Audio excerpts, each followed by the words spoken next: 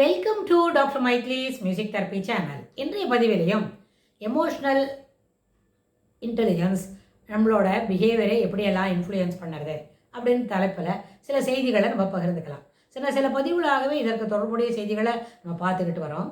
Emotional இன்டெலிஜென்ஸ்னு இருக்கும்பொழுது the more we are concern about the conversation, எங்கே எது போல் பேசணும், எது போல் செய்திகளை நம்ம பகிர்ந்துக்கணும் அப்படின்னு சொன்னால் அங்கே அந்த emotional intelligence, whether we can show our emotions here, இங்கே நம்ம வந்து can we raise our voice, can we speak to them politely, that is speaking politely, அது presence of mind, இது எல்லாமே இந்த எமோஷனல் இன்டெலிஜென்ஸில் சேர்ந்தது தான். பொலைட்டாக பேசணும், எப்போவுமே சொல்லக்கூடிய செய்திகளை தெளிவாக புரிஞ்சுக்கணும்.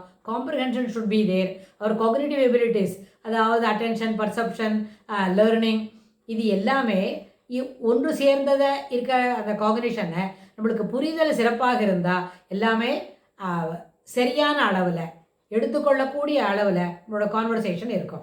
அதனால் எமோஷனல் இன்டெலிஜென்ஸ்ன்றது எந்த நேரத்தில் எதுபோல் உணர்ச்சிகளை நிச்சயமாக வெளியில் காட்டணும், எதுபோல் உணர்ச்சிகளை நம்மளுக்கு இருந்தாலும் அதை வெளியில் காட்டக்கூடாது. காட்டுவது ஏற்புடையதன்று, அப்படி இதை காட்டக்கூடாதுன்னு இல்லை, அங்கே வந்து காட்டுவது சரியானது இல்லை. நம்மளை காட்டில் எல்டர்ஸ் இருக்கிறாங்க, ஒரு மீட்டிங் நடக்கிறது, அங்கே வந்து we came to the meeting or we are attending the meeting only to என்னது வந்திருக்கோம், to share our ideas and views. அங்கே எந்த விதமான எமோஷ்னல் அட்டாச்மெண்ட்டுக்கும் இடமில்லை, எமோஷ்னல் அக்ரெசிவ்க்கும் இடமில்லை. அங்கே அக்ரெசிவாக பேச வேண்டியது இல்லை.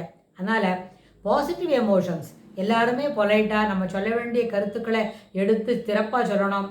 அந்த சிறப்பாக சொல்லும்போது அதில் ஆணித்தரமாக சொல்லலாம். நல்ல கருத்துக்களை, ஏற்புடைய கருத்துக்களை என்ன ஒரு அசர்ஷனோட உறுதியாக சொல்லலாம்.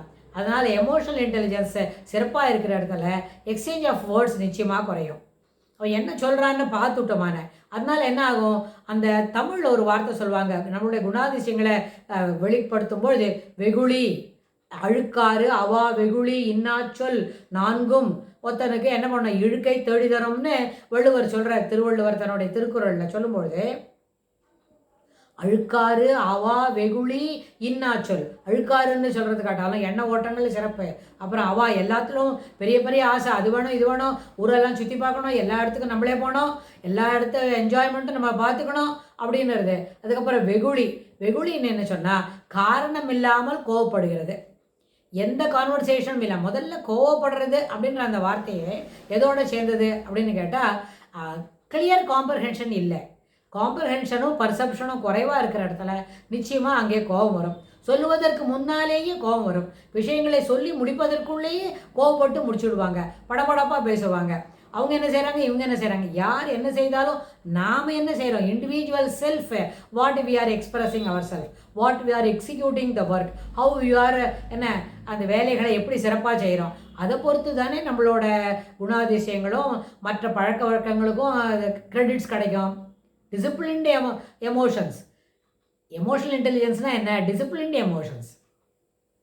எந்த நேரத்தில் எது போல் செய்திகளை பகிர்ந்துக்கணும் அப்படின்றத பார்த்து அதை மட்டும் செய்யும்போது நம்மளோட எமோஷனல் இன்டெலிஜென்ஸ் என்ன ஆகும், சிறப்பாக ஆகும். அதனால் அந்த வெகுளி என்னும்பொழுது காரணமில்லாத கோவப்படுறது, எல்லாத்துக்குமே படபடப்பாக சொல்கிறது, தான் சொல்கிற வார்த்தைக்கு தான் எட்ஜு, தட் இஸ் முடிவு வார்த்தை தன்னுடையதாக இருக்க வேண்டும், நிச்சயமாக இருக்கணும். எல்லாருக்கும் அது போல் எண்ணம் இருக்கிறது சிறப்பு தான். ஆனால் அது ஏற்புடையதாகவும் சிறப்புடையதாகவும், மேலும் எல்லாருக்கும் என்ன சமமான நிலைமையில் அது கொண்டு தரதாக இருந்தால் தான் அந்த வார்த்தைகள் எடுத்துக்கொள்ளப்படும். அப்படி எடுத்துக்கலைன்னா அவங்க இவங்க இது போல் என்ன செய்வாங்க தெரியுமா, இவங்க வந்து உடனே அதுக்கு கோவப்படுவாங்க, உடனே அந்த இடத்த விட்டு ஒரு முரட்டத்தனமாக எழுந்து வெளில போவாங்க.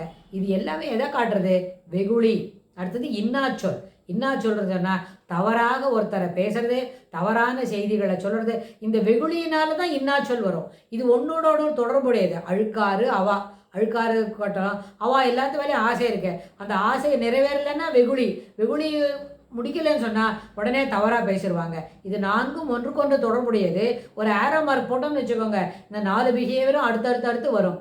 அதனால் இன்னா சொல்லும் நம்ம பேச துவங்குறோம், தவறான வார்த்தைகளை சொல்கிறோம், கடினமான வார்த்தைகளை சொல்கிறோம், அப்புறம் மனம் நோகக்கூடிய அளவுக்கு இருக்கக்கூடிய வார்த்தைகளையும் சொல்கிறோம். அப்படின்னா அது நிச்சயமாக என்ன செய்யும், ஒரு நாளும் மனதுக்கு துன்பம் வளர்க்கும்.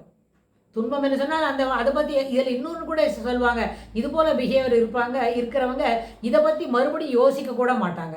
அதையே தட் இஸ் நாகிங் தாட் இருக்கும், அதுலேருந்து வெளியில் வரத்துக்கு தெரியாது. அதையே நம்ம சொல்லிட்டோமா, யாரையோ ஹர்ட் பண்ணிட்டோம், அது அவங்களுக்கு போச்சு, நமக்கு என்ன அப்படின்னு சொல்லி simply they will brush it aside. அதனால் எப்பொழுதுமே எமோஷ்னல் இன்டெலிஜென்ஸ் இருந்தால் எக்ஸ்சேஞ்ச் ஆஃப் வேர்ட்ஸை நம்ம தவிர்க்க முடியும். எக்ஸ்சேஞ்ச் ஆஃப் ரெண்டு பேருக்கும் கோபம் வருது ஒரே சமயத்தில் அப்படின்னா என்ன பண்ணுவாங்க, படபடான்னு பேசிடுவாங்க. பேசிட்டு அப்புறம் என்ன பேசணும்னு அந்த பேப்பரை எடுத்து உதறி பார்த்தா அதில் ஒரு எழுத்து கூட இருக்காது.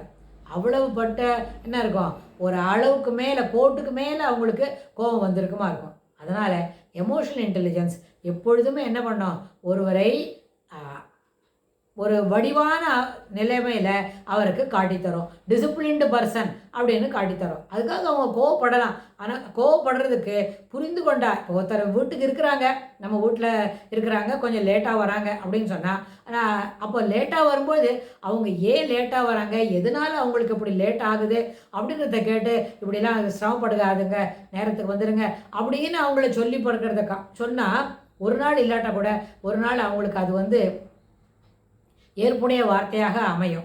அதை விட்டு லேட்டாக வந்ததுக்காகவே ஒருத்தரை ரொம்ப சத்தம் போடுறோன்னு வைங்க, அது என்ன பண்ணும், அவங்கள்ட்ட அந்த எண்ணத்தை பற்றின ஒரு இறுக்கமான ஒரு மன உணர்வுகளை ஏற்படுத்திவிடும்.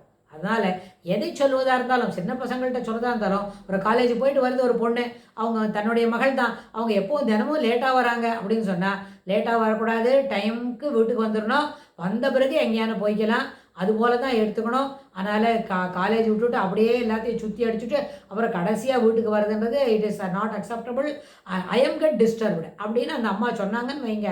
அதை சொல்லக்கூடிய முறையில் பொலைட் கான்வர்சேஷன் சொல்கிறோம் இல்லையா, அந்த மாதிரி பொலைட்டாக ஸ்பீக்கிங் பொலைட்லி அப்படின்னும் போது அவங்களுக்கு அன்பாகவும் இதமாகவும் கொள்ளக்கூடிய முறையிலும் ஏற்படுத்தி நம்ம சொன்னோன்னு வைங்க, அவங்களுக்கு அது சிறப்பானதாக அமையும்.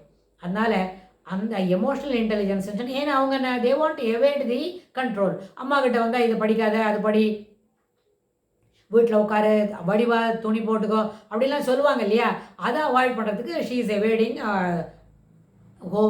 Evading to reach home early, in டைமுக்கு வரத்துக்கு அவங்க மடிக்கிறாங்க. அதனால் எது ஒன்று இருந்தாலும் நம்ம தாய் சொல்கிறது நம்மளுக்கு கரெக்டாக தான் இருக்கும் அப்படின்ற ஒரு நம்பிக்கையோடு இருந்தால் இந்த மாதிரி எவேடிங் தி கான்வர்சேஷனும் இருக்காது, எவேடிங் த விசிட் அதுவும் இருக்காது. அதனால் பொதுவாக எப்பொழுதும் மனம் அமைதியாக இருக்கணும்னு சொன்னால் அது பெரியவங்களோட பேசி நல்ல பழக்க வழக்கங்களை கற்றுக்கொள்ள வேண்டும். நல்ல பழக்க வழக்கங்கள் சிறப்பாக நம்மளை மேலெழுத்தும், மேன்மை தரும் அப்படின்னு சொல்லி இந்த பதிவை நம்ம நிறைவு செய்கிறோம். இதற்கு தொடர்புடைய செய்திகளை வரப்போகிற பகுதிகளில் பார்க்கலாம். தேங்க்ஸ் ஃபார் வாட்சிங்.